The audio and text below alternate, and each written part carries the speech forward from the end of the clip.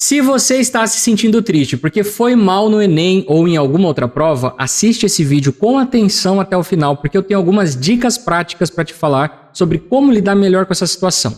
Bora lá!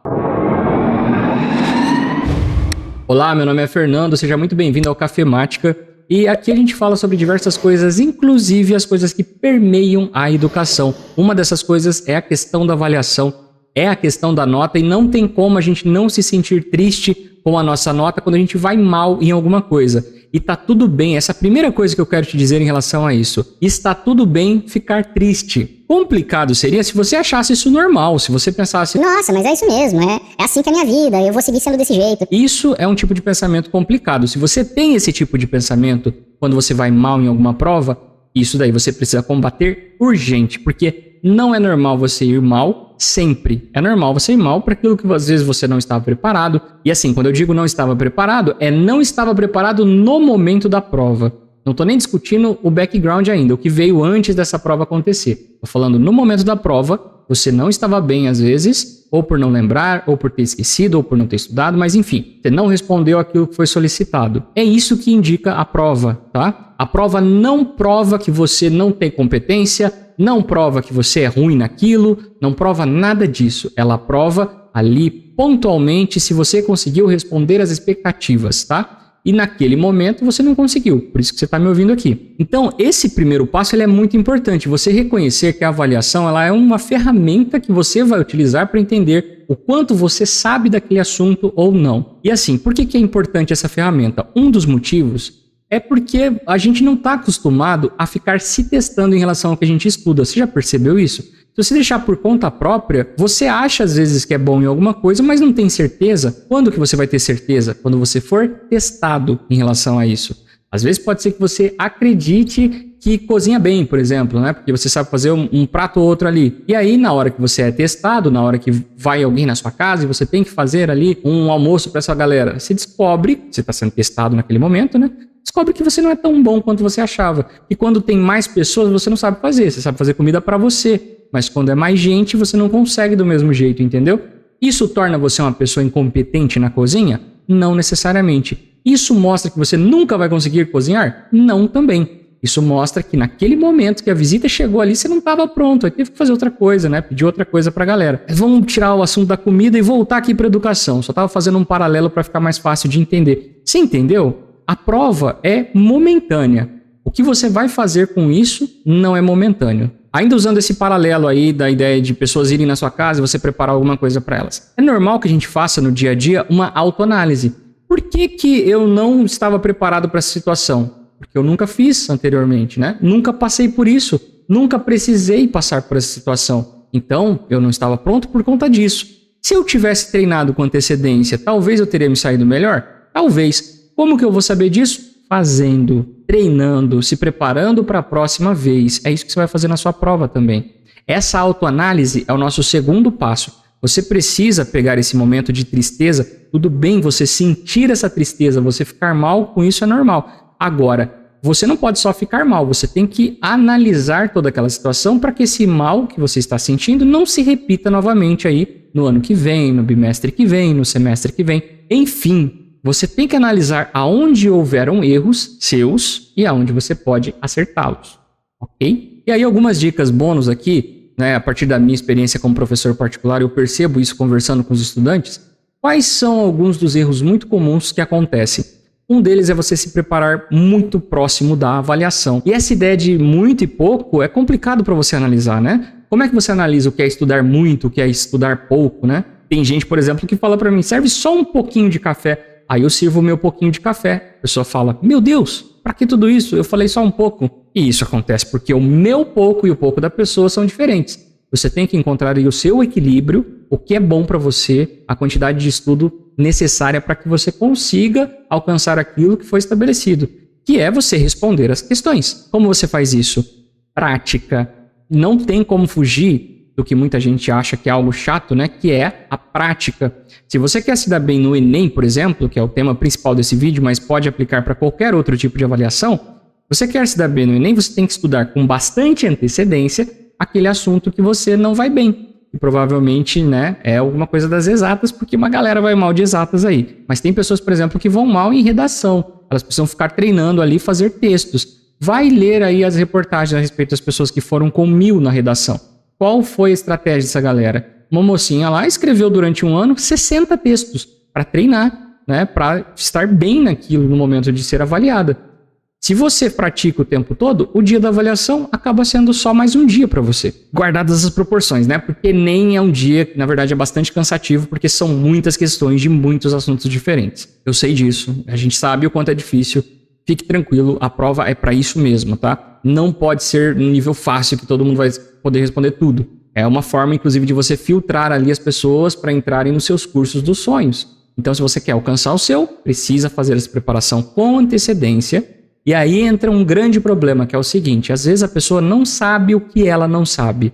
Quando ela não estuda sozinha, quando ela não tem esse hábito, fica difícil, né, de ela entender o que funciona para ela, o que não está funcionando, onde ela está com dificuldade. E nesse ponto eu acredito que eu posso te ajudar aqui no canal, de verdade mesmo, cara. Inscreva-se aqui, faça perguntas quando você tiver dúvidas voltadas, por exemplo, para matemática, né? Toda sexta-feira aqui tem vídeos de matemática, questões do Enem, que é justamente o que você precisa praticar. Se você quiser passar no Enem, sua dificuldade é matemática, você precisa praticar com exercícios. E nada melhor do que alguém te explicando aquele processo. Na verdade, só uma coisa é melhor do que isso, é você fazendo o próprio exercício. Aí, quando você travar em alguma parte, você procura ajuda e busca entender por que você está travando naquilo. É o que eu busco fazer nas minhas aulas particulares também, né? O aluno chega com uma dificuldade, às vezes ele acha que está com dificuldade em um assunto muito avançado, quando na verdade não. É alguma coisa ali básica, que ele não faz ideia que ele está com dificuldade naquilo. Pode ser que a pessoa venha na aula, por exemplo, achando que ela está com dificuldade em função polinomial de segundo grau, né? Quando envolve Bhaskara ali. E na verdade, quando eu estou avaliando aqui o que a pessoa está fazendo,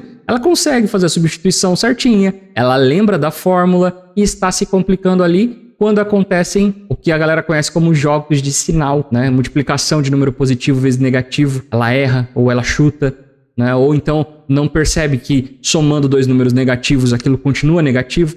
Então, às vezes a trava não está em função polinomial de segundo grau, que é um conteúdo aí que ela vai ver lá para frente na matemática, e sim algo que ela viu lá no início da matemática, que é adição de números inteiros, multiplicação de números inteiros. E eu não vou dizer aí que não existam professores que busquem manter os seus alunos ali sempre, né, aparecendo nas aulas e tal, porque afinal de contas isso rende um dinheiro.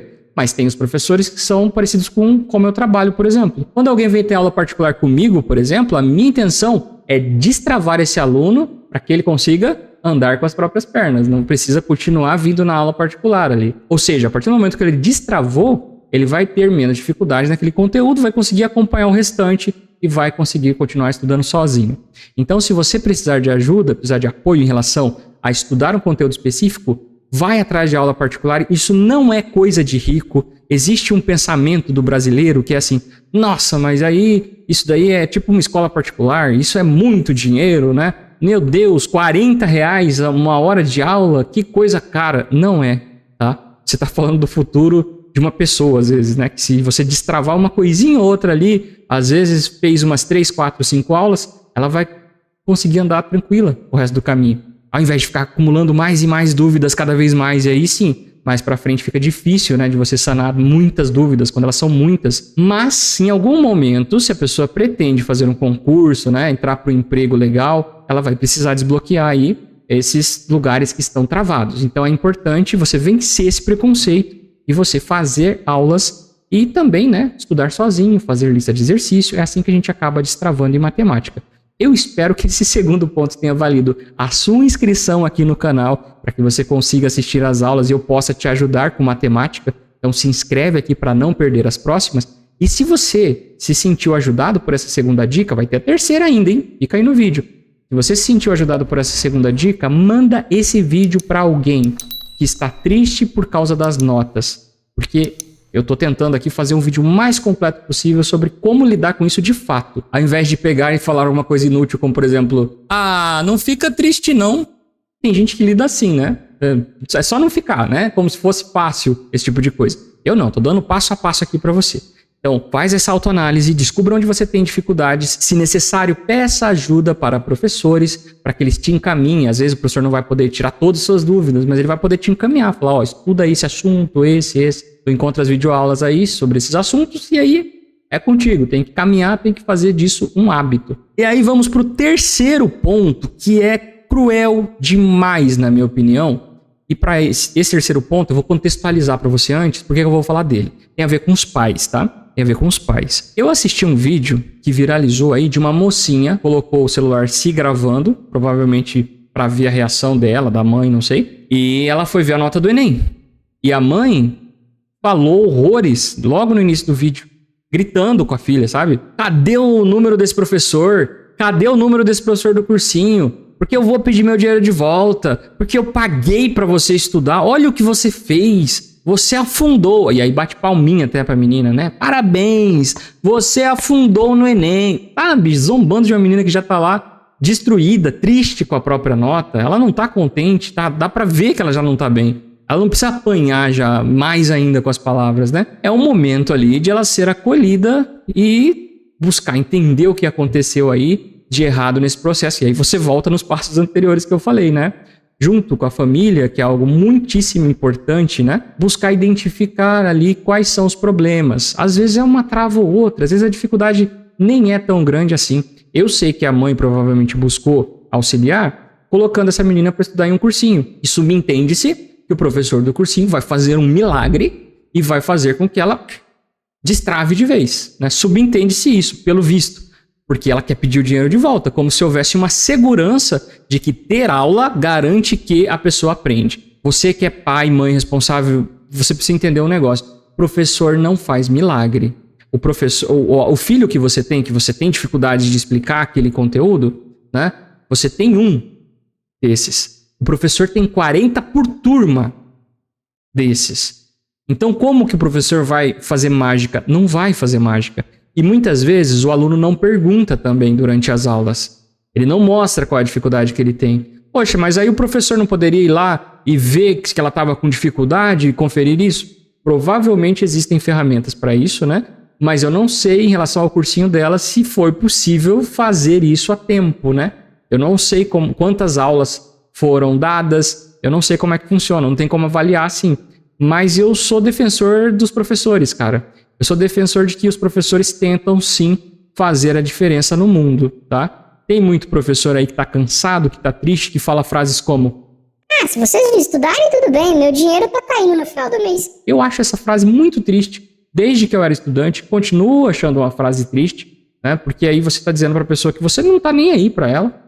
E é um retorno de um feedback que o professor acaba dando, né? De uma tristeza que o professor sente, de perceber que a turma não quer. A pessoa não quer saber, aí cansa, né? O professor é ser humano, ele vai cansar, né? Também. Então, às vezes, alguns professores acabam soltando umas frases assim. Mesmo assim, mesmo com essa estafa, né, do profissional, esse cansaço, eu defendo os professores, sim, porque é uma profissão aí que só quem é ou conhece de perto sabe como é, tá? Só quem conhece de perto sabe. Quem não conhece fala bobagens como essa mãe, né? Vou pedir meu dinheiro de volta, porque é como se fosse uma televisão, né? Que você comprou e veio com defeito, eu vou devolver. Não é assim que funciona a educação, né? Não é assim. A educação é todo um processo. E esse processo, ele não começa e termina no professor, né? Ele vai passar ali por todo o contexto que está junto com a instituição, que ela pagou, pelo professor, pelo estudante, e o estudante vai chegar em casa e ele tem uma família, né? Que vai olhar, vai acompanhar, vai ver se está tudo bem, vai conferir com antecedência como é que está a situação. Não para xingar, não para ofender, mas para auxiliar o estudante no processo, para ver se tem alguma dificuldade. Eu imagino aí que essa mãe não tenha falhado em nada disso, em momento algum, né? Aparentemente aí, pela forma como ela ofende a filha, eu imagino que essa mãe aí não, essa daí é exceção. Ela acompanhou todo o processo de perto, conferiu que a filha estava fazendo tudo, essa daí deve ser perfeita, né? Deve ser impecável, assim. Para estar falando desse jeito com a criança, né? Deve não ter cometido nenhum erro nesse processo. Jogando tudo nas costas do professor, mais uma vez, né? Então, eu acho que esse terceiro ponto, ele é muito importante e ele tem muito a ver com os pais, que é o apoio. E o apoio não necessariamente é o pai saber o assunto, mas se ele souber encaminhar o estudante para o assunto, encaminhar o filho para o assunto, estabelecer uma rotina, né? Enquanto é possível fazer isso com a criança, com o adolescente, estabelecer uma rotina mostrando que é necessário ter constância, cobrando ali. E quando eu digo cobrando, não é cobrando gritando e etc. É, poxa, e aí, você fez as atividades de hoje? Ah, não fiz. Poxa, você quer passar desse jeito? Você acha que vai acontecer o quê se você não fizer? É trazer essa consciência, porque a gente acha que o outro tem consciência do que está acontecendo, mas o outro não tem. Eu fiz um short sobre isso aí, né? Sobre uma comparação com um estudante brasileiro e um acidente de moto, né? Que o rapaz vai correndo muito, se acidenta, e eu fico pensando assim, cara, ele esperava o quê naquela velocidade? O cara espera o quê? O que ele acha que vai acontecer com ele se ele ficar voando baixo? E aí a pessoa fica surpresa com o resultado. Fala, nossa, eu não sabia que se eu corresse muito, eu corria o risco de cair da moto e me arrebentar todo. O estudante, mesma coisa. Tá? Isso daí é adulto correndo de moto. O estudante, às vezes criança, às vezes adolescente, não formou isso ainda na cabeça. De que essa relação, né, de causa e efeito ali. O que vai acontecer se ela não estudar com antecedência? Quando eu falo antecedência, é muita antecedência, não é uma semana, 2 antes. E sim, eu me refiro a meses de preparação. Tem a ver com a ideia do café que eu falei, né? Como que eu sei se é pouco ou se é muito? Você vai analisar ali o que é suficiente, você vai se testar, você vai ver se você está acertando as questões. Se você estiver acertando as questões, ok, você está avançando. Se você começou a errar as questões e não entendeu um determinado assunto, bom, você precisa estudar mais aquele assunto. É uma forma de você mesmo ir se avaliando antes de chegar na avaliação principal. Então, esse processo que eu imagino que a família, né, que deseja ali que a pessoa seja aprovada, deve estar acompanhando mais ou menos de perto. E agora que eu já mordi, né, deixa eu assoprar aqui. Eu sei que as famílias não têm tempo no mundo atual. Eu não estou falando para você fazer mágica também, pai, mãe, responsável que está me assistindo. Não é isso que eu estou dizendo. Acompanhar não significa ir para a escola junto e assistir toda a aula, ou então passar todo o tempo que ele está estudando em casa, você ficar junto estudando. Não é isso. Tá? É se importar, é perguntar como é que estão as coisas, se está fazendo, se não está. Abrir ali, ver se tem coisa escrita, né? Tem atividade feita. Às vezes você não sabe conferir se está certo ou se está errado, mas você pode ver se ele tentou fazer ou não, pelo menos. Né? Perguntar se ele conferiu se está certo. Enfim, terceiro passo, esse acompanhamento aí da família. E você que não tem esse acompanhamento e que provavelmente está sofrendo um pouquinho mais ouvindo essa parte do vídeo e mesmo assim conseguiu me assistir até aqui, eu quero que você saiba que na internet existem vários profissionais empenhados para poder te ajudar de várias matérias, tá? Independente da matéria que você tenha dificuldade, tem professor dando aula desse assunto. Se está sendo cobrado, tem gente ensinando. E tem gente ensinando de graça, tem muita aula gratuita. Tem os cursos pagos, onde tudo fica mais organizado. Se eu já tiver meu curso nesse momento aqui, né? Eu não sei. Agora, no momento que eu estou gravando, eu não tenho curso. Né? Mas vai que eu crio um curso de matemática. O link estará aqui na descrição desse vídeo, tá? Eu não fiz esse vídeo para vender nada. Eu fiz esse vídeo por tristeza em relação a como essa criança foi tratada pela mãe. E o desamparo, né? A família desamparada, a criança desamparada, uma cobrança absurda, uma pressão, né? Tipo, nossa, o que você vai ser pro resto da sua vida? Daria um outro vídeo, inclusive. E com tudo isso, eu quero só te dizer que você não está sozinha ou sozinho. A gente está junto nessa, tá? No que eu puder te ajudar em relação à matemática, em relação às atividades, em relação a programas que você pode utilizar aí para ver se você está indo pelo caminho certo, para fazer gráficos, para fazer desenhos, eu tô aqui e eu espero que você tenha gostado de algum trecho desse vídeo. Me diz nos comentários, se você chegou até aqui, por favor, me diz nos comentários aí qual foi a dica que você mais gostou, ou o que você mais gostou dentre as coisas que eu falei aqui, porque isso vai me deixar muito contente e me dar vontade de fazer mais vídeos desse tipo aqui, para poder ajudar mais pessoas. E se você quiser ajudar um amigo, uma amiga que está se sentindo mal por causa da questão da avaliação, passe esse vídeo para essa pessoa, que eu tenho certeza que essa pessoa vai aproveitar alguma coisa aqui do que eu falei. No mais, muito obrigado pela sua atenção, te aguardo aqui no próximo vídeo do Cafemática. Até lá, falou!